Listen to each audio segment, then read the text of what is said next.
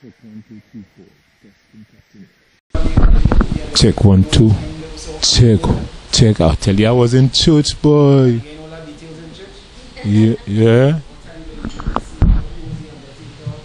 MSJ office this morning for this media conference, where we are going to address the issue of the Petrotrin board that was announced by the Prime Minister on Friday morning, just prior to his departure for the United States for an annual medical checkup. With me this morning is Ms. Radhika Golbans, who is the deputy chairperson of the party of the MSJ. Now, as you know, well, before I deal with Petrotrin, let me just express condolences to the family of Claire Broadbridge, who was found murdered sometime yesterday. We regret her passing. She made an important contribution to Trinidad and Tobago. I recall myself when I was the head of the Education and Research Department of the Union, or the Workers' Trade Union, quite some years ago, collaborating with her and our then librarian to work on an exhibit for the museum on the history of the oil industry and of labor's contribution to the oil industry, which was an important exhibit at the National Museum. So, condolences to the family of Claire Broadbridge. As you know, towards the end of February, Cabinet decided to appoint a committee to review the operations of the Petroleum Company of Trinidad and Tobago, Petrotrin, and to make recommendations for its restructuring. That committee had as members two persons who were nominated, in fact, by the Oilfields Workers Trade Union, Mr. Gregory Marchand, a former vice president, and myself, a former general secretary of the union. We were together with other members of the committee, and they included Ms. Helen Drayton, Mr. Robert Riley, Mr. Wilfred Espinay, and the chair of that committee was Mr. Selwyn Lashley, Permanent Secretary in the Ministry of Energy and Energy Industries. Professor Chadraband Sharma was initially appointed as a member but resigned subsequent to the second meeting of the team. The committee met on very many occasions: March 22nd, 27th, April 27th, April 28th, April 29th, May 2nd, May 9th, May 23rd, May 31st, and to not only engage in meeting with various stakeholders, including officials of Petrotrin and other persons with knowledge about the energy sector, the oil industry, and Petrotrin in particular, and also to prepare the report. The committee submitted its report on the 6th of June 2017 to the Honorable Prime Minister, and at that meeting on the 6th of June, just 3 members of the committee were present: Mr. Selwyn Lashley, the chair, Mr. Gregory Marchand, and myself. Other members of the committee were unavailable. Mr. Robert Riley works out of Trinidad and Tobago, is not based in Trinidad and Tobago, so he was out of the country. And Mr. Espinay was also out of the country at that time. And Mrs. Drayton was not well and unable to attend that initial presentation. That meeting with the Prime Minister was quite brief. I spoke on behalf of the committee, and we presented him a summary report, which is this document here, just for the record. It's this brief summary, together with the substantive report, which is this document here. All right, so he was given a substantive document with an addendum, which was this long document here, which had a lot of details and so on, and a summary was presented to him. I just want to read from the summary document, and then I will go to the substantive document.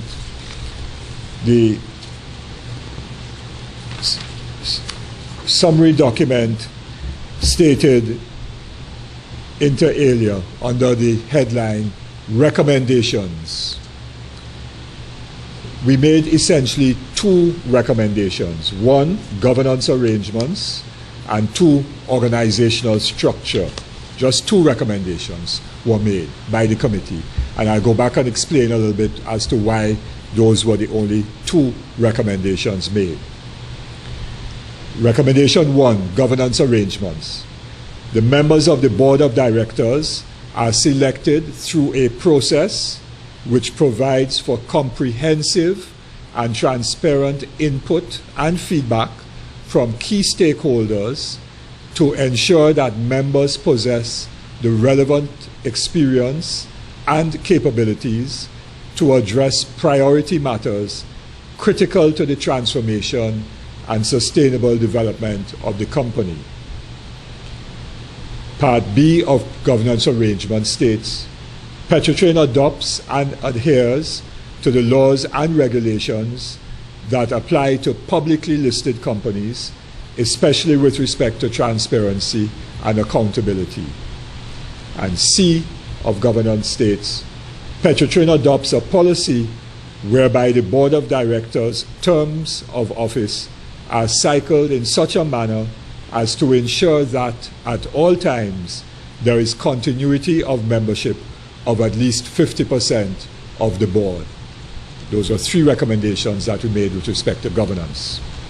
With respect to recommendation two, organizational structure, the committee recommended the establishment of three operationally independent business units, namely Trinma, 2, land exploration and production, 3, refining and marketing. Part B of organizational structure recommendation was each of the business units be led and managed by persons who will be responsible for organizing all the resources, financial, human, physical, within the unit in order to achieve the established targets and be held accountable for the business's performance. And thirdly, with respect to organizational structure, that the office of the president of the company be accountable for ensuring the implementation of policy across all business units, providing oversight and strategic leadership of the company. Those were the recommendations made by the review committee. Now, I feel at liberty to speak to this because the recommendations, together with some other aspects of the report, were in fact published in one of the three daily newspapers. I think it was a Sunday newspaper actually, about a month ago. And therefore, it is already in the public domain. And so I feel quite comfortable speaking to the recommendations of the committee. Now, those were the recommendations.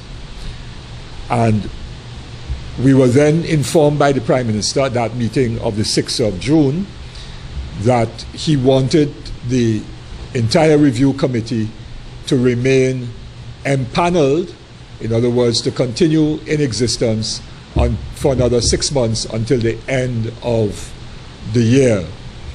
When we were appointed, we were given 3 months to submit a report, that is by the 1st of June, which in fact we did. We were able to complete that timeline and submitted our report within the first week of June.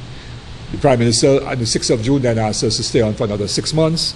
I said, well, I can't speak on behalf of all the individual members of the committee, but if required, I'm sure the members of the committee would be prepared to continue work if necessary, though we were not clear on what additional work would be required for us. We'd be prepared to work until the end of the year. The Prime Minister also informed us on the 6th of June that our committee would need to present the report and engage in discussions with the Standing Committee of Cabinet on Energy. As you know, there is a Cabinet Subcommittee on Energy, which is chaired by the Prime Minister and which includes the Minister of Energy, the Minister of Finance, I believe the Minister of Trade. Minister Stuart Young is also a member of that committee, together with the chairmen of various state bodies in the energy sector, the chairman of T&Tech, the chairman of the National Gas Company, as far as I know, the chairman of NP, and certainly the chairman of Petrotrin, together with the permanent secretary in the Ministry of Energy. That essentially is the composition of the Standing Committee on Energy, and we were advised that on the 6th of June that we would have to meet with the Standing Committee.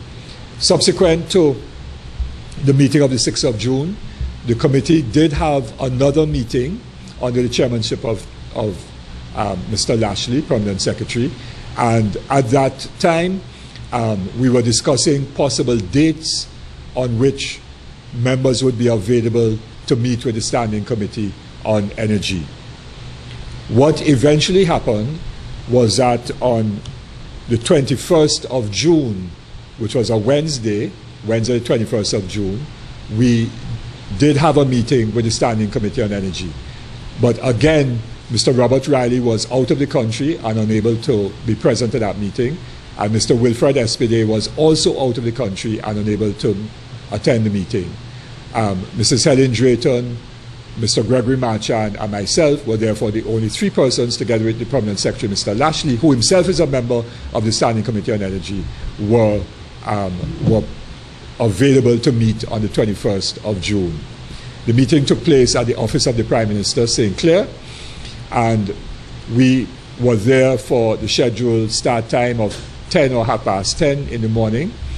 However, we were told that we had to wait to be invited into the meeting by the Standing Committee, and so Mrs. Drayton, Mr. Marchand, and myself sat down in the lobby area of the office of the Prime Minister, and we waited there until well after 12 o'clock. So we were sitting in the lobby waiting for more than an hour and a half. Mrs. Drayton had another commitment, having been there on time for that meeting, and so she had to leave for her other commitment. We were eventually called into the meeting sometime shortly before 1 o'clock, if I recall, and at that point it was only Mr. Marchand and myself, both of whom were the nominees of the OWQ, who went into the meeting. Mr. Lashley was there. All the members of the Standing Committee had the substantive report of the review committee in front of them, and the Prime Minister indicated that during their meeting, which started sometime after 10, the Standing Committee on Energy were discussing the report of the review committee.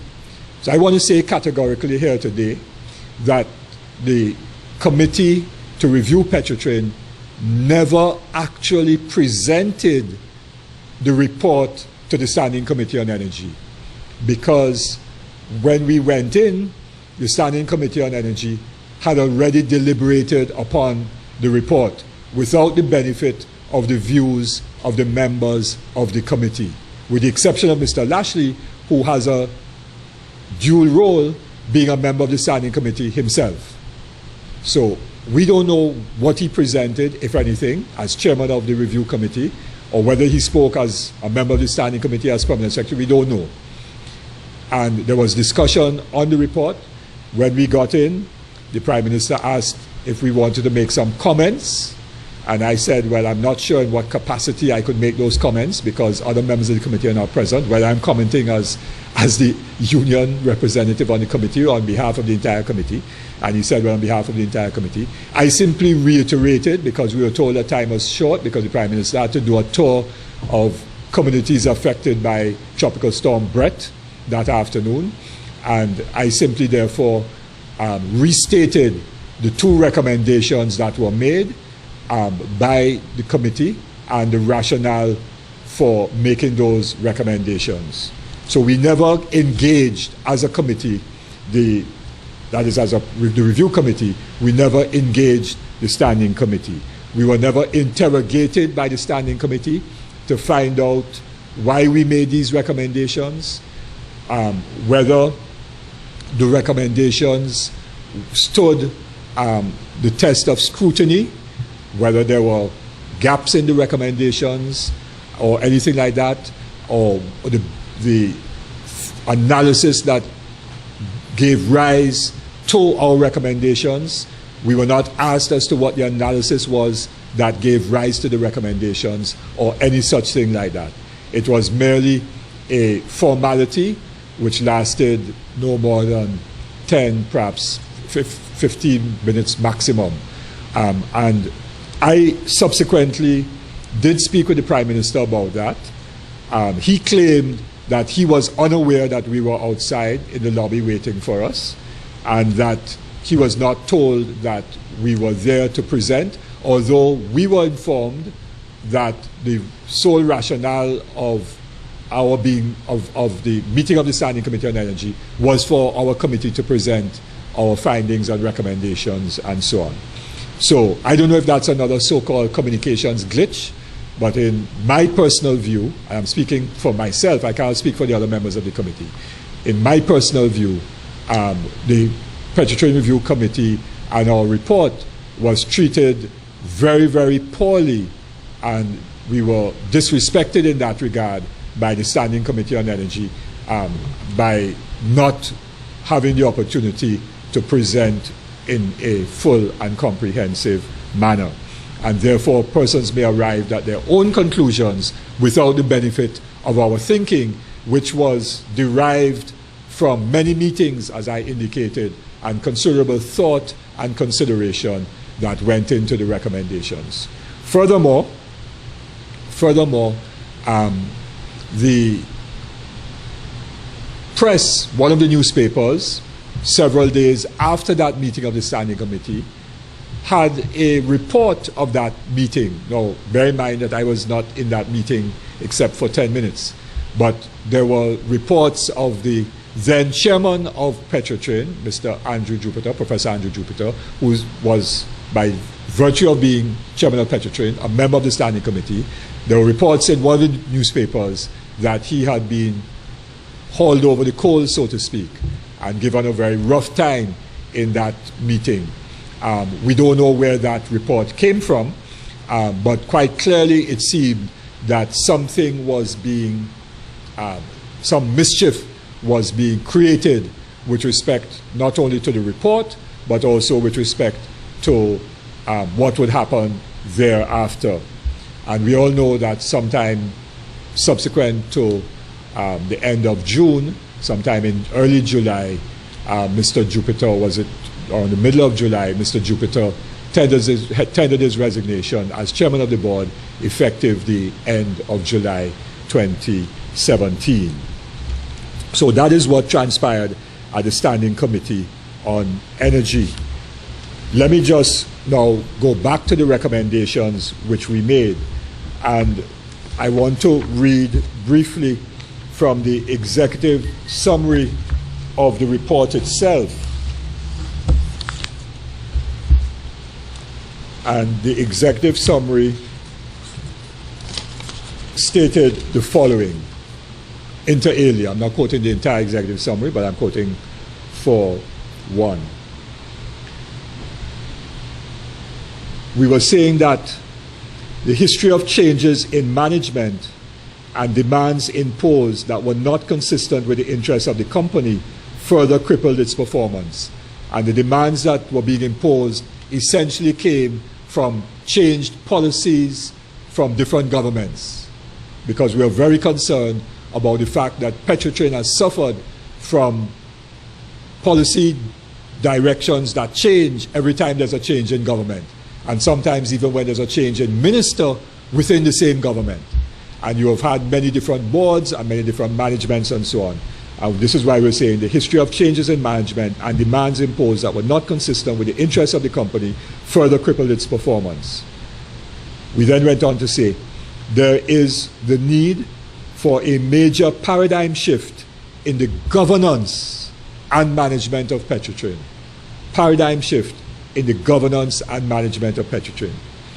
We believe, and we're continuing quoting now, we believe if that issue is not properly addressed and mechanisms that will sustain good governance and management are not put in place, then the other issues raised, and let me just pause there, the other issues with respect to Petrotrin's debt its asset integrity, which is the aged infrastructure, potentially leaking pipelines, its inability to raise enough capital for drilling and to do more exploration work, and therefore to increase the the production of oil, to finance the completion of a major project that had been completed but was badly designed, which is the ultra-low sulfur diesel plant, which could not be started up because when it was constructed, it was not constructed consistent with earthquake requirements of this country. And so hundreds of millions of dollars were spent, and then the plant couldn't be started up, and now another $250 million to $300 million US have to be found to redo the plant. That all of these issues will not be dealt with effectively unless governance mechanisms are put in place. And I'm going on to continue the quotation now. In that regard, the imperative is clarity in the roles of the government and the board of directors, and a structure that facilitates stability at the levels of governance and executive management if Petrotrin is to operate efficiently, sustain profitability, pay taxes and dividends, meet health, safety and environmental standards, and earn foreign exchange. To this end, the team has made two recommendations. One, governance arrangements. Two, organizational structure. So we were very, very clear that you could pump billions of dollars into Petrotrin. You can change the names of persons on the board. You can refinance the debt. You can do all of those things. Petrotrin will continue to be in problems unless there is clarity in the roles of government and the board of directors, and a structure that facilitates stability at the levels of governance and executive management if Petrotrin is to operate effectively. And that was the executive summary. And then at page 33, in our recommendations, we stated, having regard to our findings, because we had very detailed findings about the state of Petrotrin, which the Prime Minister referred to. So he referred to the findings, but he didn't then refer to what we said is the critical way to deal with the findings.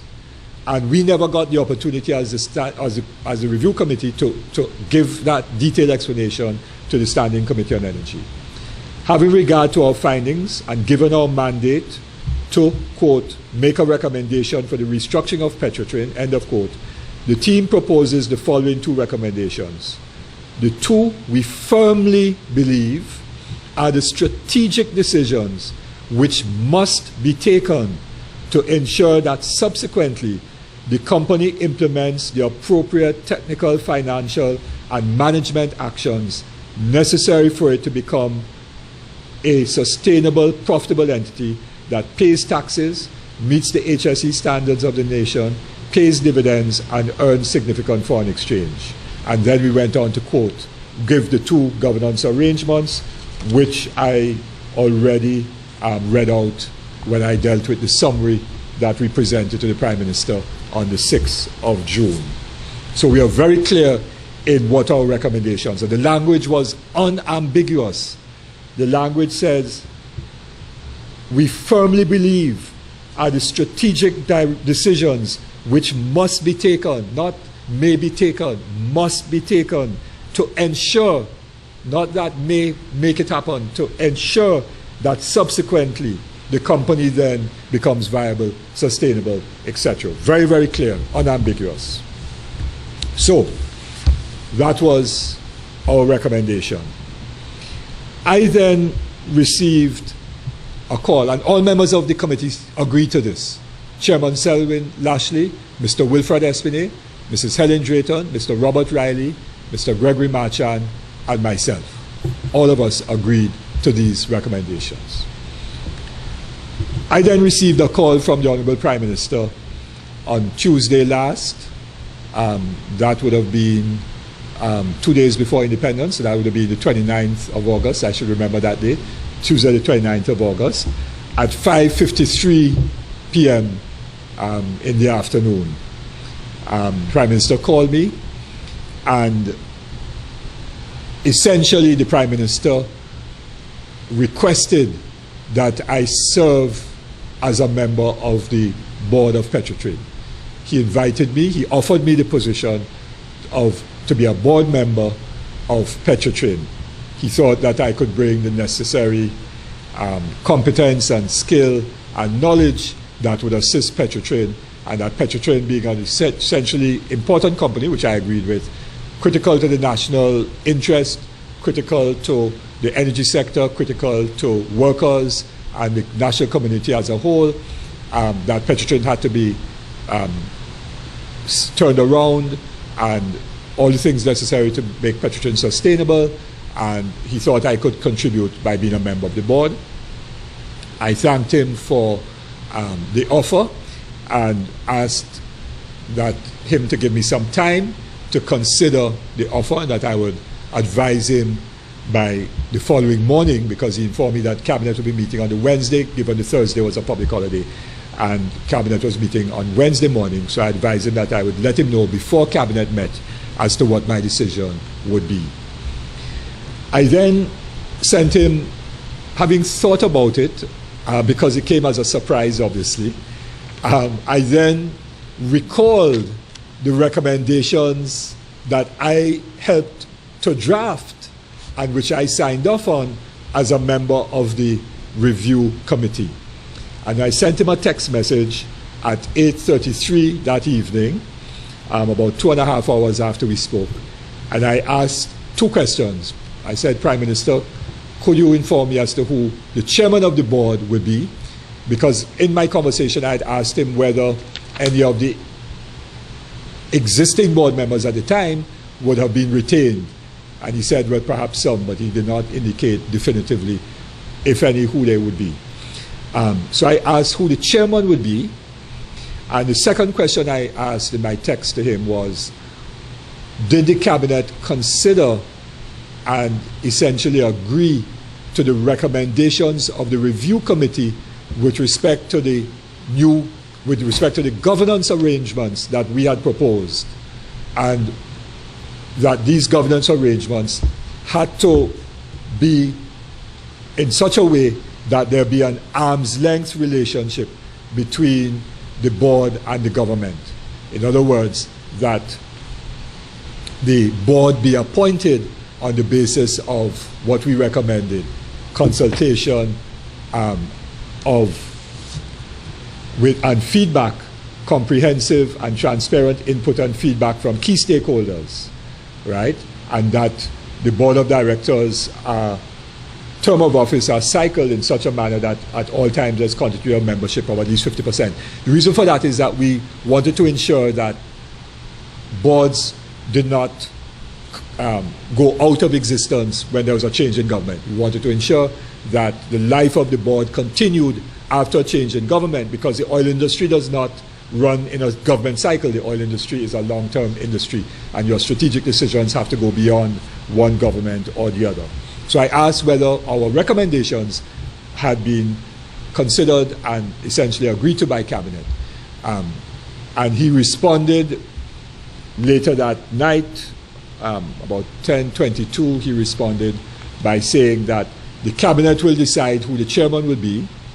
And secondly, but more importantly for me, he indicated that the board would have obviously a certain autonomy with respect to decision making, like every board, but will have to function within the ambit of government policy, and also that given Petrotrin's financial position, that there would have to be a clear input.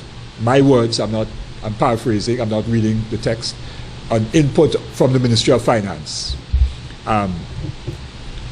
But quite clearly, the Prime Minister's response did not satisfy me with respect to the governance arrangements that we had recommended as a committee, because it was not stated in that way, and how it was stated was that it would be within government policy, which clearly means that whatever government policy is, the board would have to implement. And that is not what the committee wanted to do and wanted to see. because that has been the essential root of Petrotrin's problem over the last 20 years or so.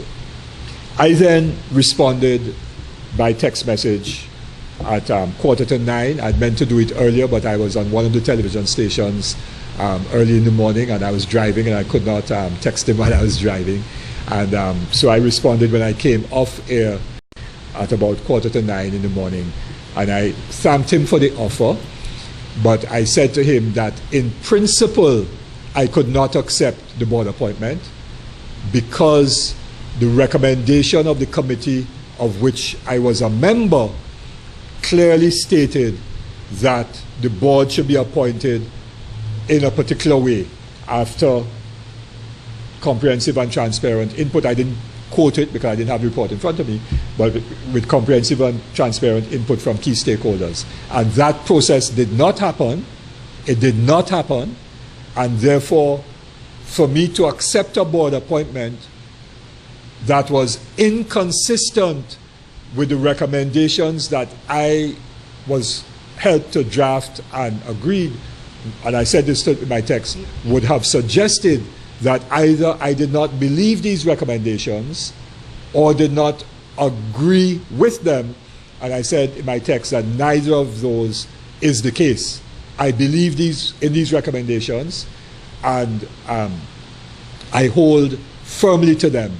And therefore, in principle, it would have been wrong for me to have accepted a board appointment, which board appointment process was not consistent with the recommendations of the committee of which I was a part. The Prime Minister, obviously by the time he got that, was then subsequently in Cabinet. He did respond later in the afternoon and thanked me for considering. And before that, I also indicated that if the Cabinet was to change its position and at some point to appoint a board consistent with these recommendations, then I could reconsider my position and so on. The Prime Minister thanked me for considering the offer later that afternoon, and I responded a few minutes afterwards thanking him for and acknowledging his response. So I want to state, therefore, that the board that was appointed by Cabinet on Wednesday is totally and completely inconsistent with the recommendations of the review committee of which I was a part. Totally inconsistent with the recommendations of the review committee. And therefore, two persons who were members of the review committee, Mr. Lashley, Permanent Secretary, and Mr. Espinay, who I understand has been appointed the chairman of the board, who are members of the committee, have gone against the very recommendations of the committee of which they were a part, which Mr. Lashley chaired and of which Mr. Espinay was a very integral member. They have gone against the very recommendations of which they made of the committee of which they were a part. And so I don't know that, having regard to the fact that there is no new governance arrangement in place, there's no new approach to how the board should be appointed, and therefore I don't have any confidence that this new board, I'm not speaking now about the individuals, I know some of the individuals, I don't know some of them, that individuals is not the important thing. The important thing is the approach, the policy approach, the strategic approach to the board appointment is wrong, and therefore I have no confidence that this board will be able to get Petrotrin right. If it does, kudos to them, but I have no such confidence. Because as we said in our report, and I will end with this and then I'll open up for questions, that these two recommendations are the strategic decisions which must be taken for Petrotrin's survival. Okay? So I've done it in some detail, at some length, because I wanted to give all of the facts in this regard, so there is no ambiguity or any such thing about this issue of Petrotrin and my own role, because I don't want anybody to suggest in this country that this board and the way in which it was appointed is somehow the outcome of something in which I participated in and contributed to. It is not.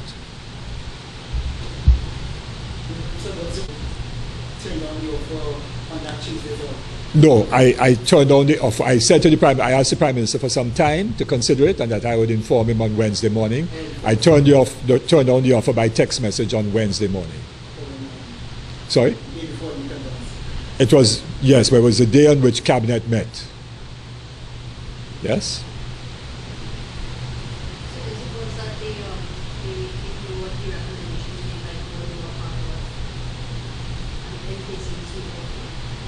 Sorry, just say it again. The committee that we are part of, yes. Well, they certainly ignored the first recommendation. The Cabinet certainly ignored the first recommendation, which was the recommendation with respect to governance arrangements. Now, the second recommendation with respect to having the company operate as 3 business units, I don't know what the new board is going to decide, because that is now for the new board to decide upon. We don't know whether the government will, because the new board has to operate within government policy. We don't know whether the new board will be told government policy is to have these 3 business units, or government policy is to have 1 business unit, or to have 25 business units, or to split up the company into 3 separate companies and privatize. We don't know what government policy is. So we don't know what the new board is going to do.